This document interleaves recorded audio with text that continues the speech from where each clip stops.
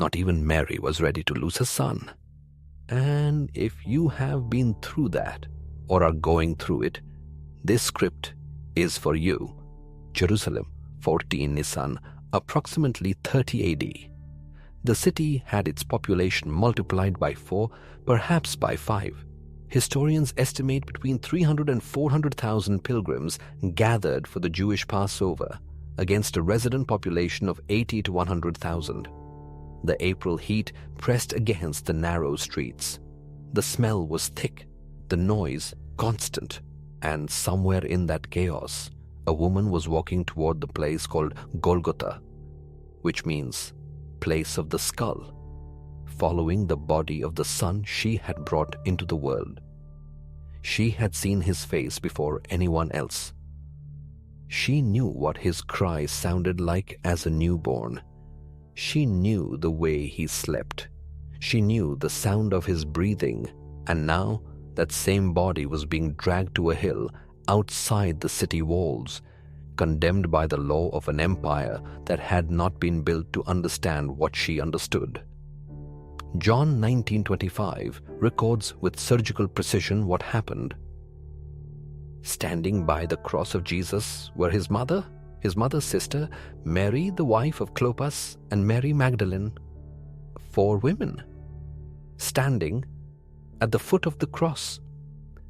While the text records that the male disciples, with the exception of John, had fled, Mary did not flee. She moved closer. That needs to be said with the weight it deserves. She knew he would rise. He had said so. She had kept so many other things he had said. Luke 2:51 records that she kept all these things in her heart. She knew, and still the pain was real. Still, her body was at the foot of the cross, because knowing that the story does not end there does not remove the weight of the moment you are living in. If you have lost a child, you know what that is. Knowing he is with God does not make his bed less silent. Knowing you will see him again one day does not make the first morning without him less devastating. Mary understands that paradox from the inside, not the outside. She carried both at once, the faith and the pain, and neither one cancelled the other. The Via Dolorosa, the route Jesus walked carrying the cross, has foreign stations in the Christian tradition. The actual distance between Pilate's Praetorium and Golgotha, based on archaeological excavations carried out in Jerusalem throughout the 19th and 20th centuries, is estimated at approximately 600 meters, less than half a mile. Mary walked that path, knowing what waited at the end. Every step was a decision not to stop. There is an archaeological detail that rarely appears in popular narratives about the crucifixion. Golgotha was outside the city walls, but in an area visible from the roads leading in and out of Jerusalem. Roman crucifixion was deliberately public, a technology of terror designed to be seen. The condemned were exposed in high-traffic locations, precisely so that the greatest possible number of people would pass, see, and understand what happened to those who defied Rome. Mary stood there, in public, visible, while any passerby could look at her and at the Son. Simeon had told her this 33 years before, when Mary and Joseph brought the boy Jesus to the temple for the presentation. An elder named Simeon, described in Luke 2:25 as a righteous and devout man, took the baby in his arms, praised God, and then turned to Mary and said, "A sword will pierce through your own soul." She was days postpartum. The son was in the arms of a stranger in the temple, and she received a prophecy of pain addressed directly to her, by name, with no intermediary. She kept that too. 33 years of life with that word inside. 33 years watching the son grow up, perform miracles, gather crowds, be loved. and knowing there was a sword with her name on it. Not his, hers. That is what a mother carries that no one else carries. It is not the fear of the son's death. It is the awareness that the son's pain will land inside her in a way no human word can describe. Mary had been warned, and being warned changed nothing in the moment it happened. There is a fact about Roman crucifixion that puts the level of Mary's exposure in perspective. Death by crucifixion was slow. It could last hours or days. The Gospels record that Jesus was on the cross for approximately 6 hours, from 9 in the morning until 3 in the afternoon. John 19 indicates that Mary was present during at least part of that period. 6 hours at the foot of a cross under the April sun in Jerusalem, watching the son die inch by inch. The mirror here is not metaphorical, it is physiological. Research in the Neuroscience of Grief, published in the Journal of Neuroscience between 2010 and 2015, documented that the pain of losing a child activates the same brain regions as acute physical pain. It is not an expression, it is a mechanism.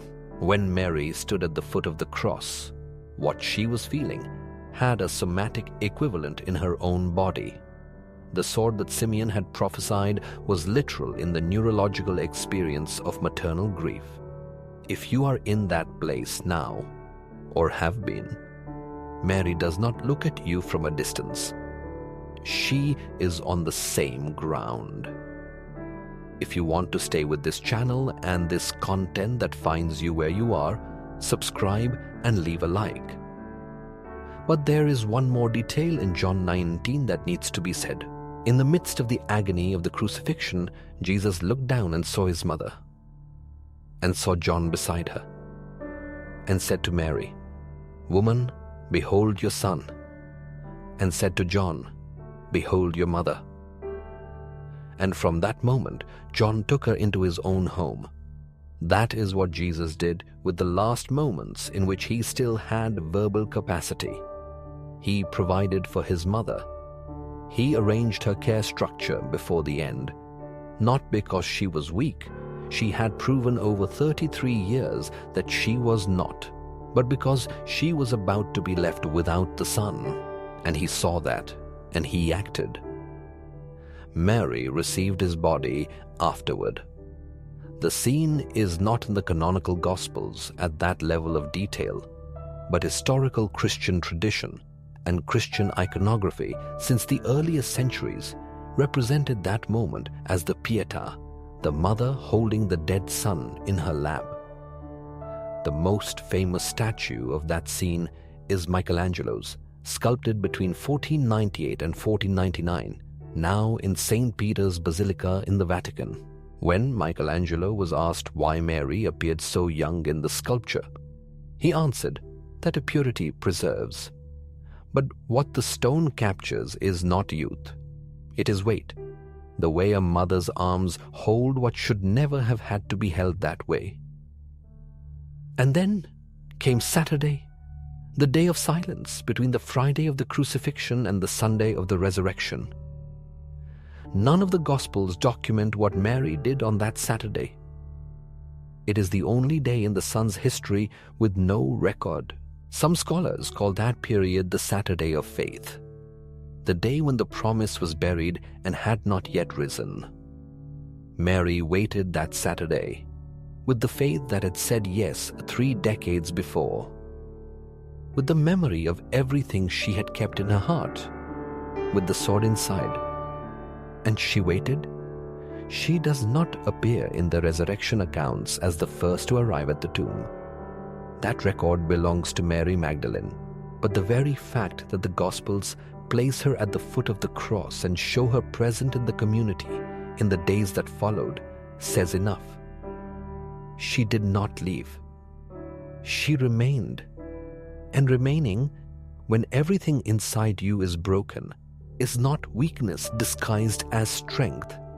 It is the hardest thing there is. If you lost a child, Mary does not have a ready-made phrase for you. She has presence.